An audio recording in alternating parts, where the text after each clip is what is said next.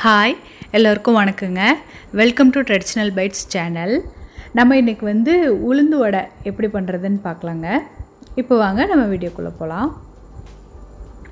இப்போ நான் ஒரு கப் அளவு உளுந்து எடுத்து வச்சுருக்கிறேங்க. அது கூட ஒரு 2 ஸ்பூன் அளவுக்கு அரிசி எடுத்துருக்கேங்க. இதை நல்லா வாஷ் பண்ணி ஒரு 2 மணி நேரம் ஊற வச்சு எடுத்துட்டோங்க.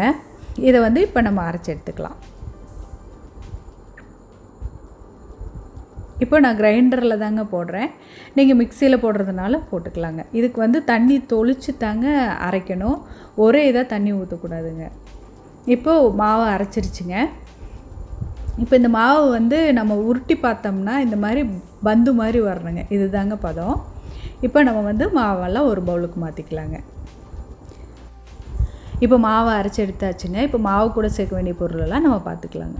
நான் ஒரு பெரிய வெங்காயத்தை சின்னதாக கட் பண்ணி வச்சுருக்கிறேங்க. ஒரு கேரட்டை துருவி எடுத்து வச்சுருக்கேன். ஒரு சின்ன துண்டு இஞ்சியை துருவி எடுத்து வச்சுருக்கேன். கொஞ்சமாக கருவேப்பிலை, அப்புறம் ஒரு அரை ஸ்பூன் சீரகம், ஒரு அரை ஸ்பூன் மிளகு, இதை தட்டி எடுத்து வச்சுருக்கிறேங்க. இதையெல்லாம் அந்த மாவோடு மிக்ஸ் பண்ணிக்கலாங்க.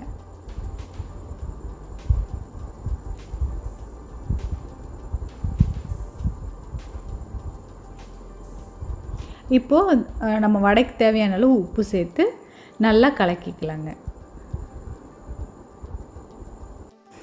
இப்போ நம்ம அந்த மாவை கலந்து எடுத்தாச்சுங்க. இப்போது நம்ம கையை தண்ணியில் நனைச்சிட்டு இந்த மாவை எடுத்து இந்த மாதிரி உருட்டி கொஞ்சமாக தட்டிட்டு நடுவில் ஒரு சின்ன ஓட்டை போட்டு எண்ணெயில் போட்டு பொரிச்சிக்கலாங்க. இப்போது ஒரு வாணலியில் எண்ணெய் ஊற்றி காஞ்சிருச்சுங்க. இப்போ வடையெல்லாம் ஒன்று ஒன்றா போட்டு பொரிச்சு எடுத்துக்கலாங்க.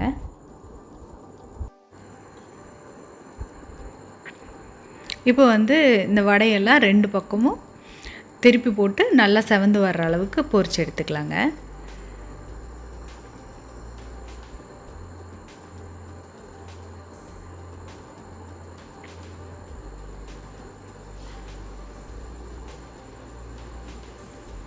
இந்த மாதிரி எல்லா வடைகளையும் பொரிச்சு எடுத்துக்கலாங்க.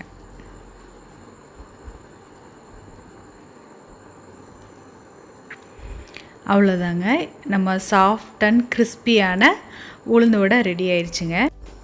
இப்போ பாருங்கள் உள்ளே எவ்வளோ சாஃப்டாக இருக்குன்னு. நீங்களும் அந்த உளுந்து வடையை வீட்டில் ட்ரை பண்ணி பாருங்கள். தேங்க்ஸ் ஃபார் வாட்சிங். தேங்க்யூ.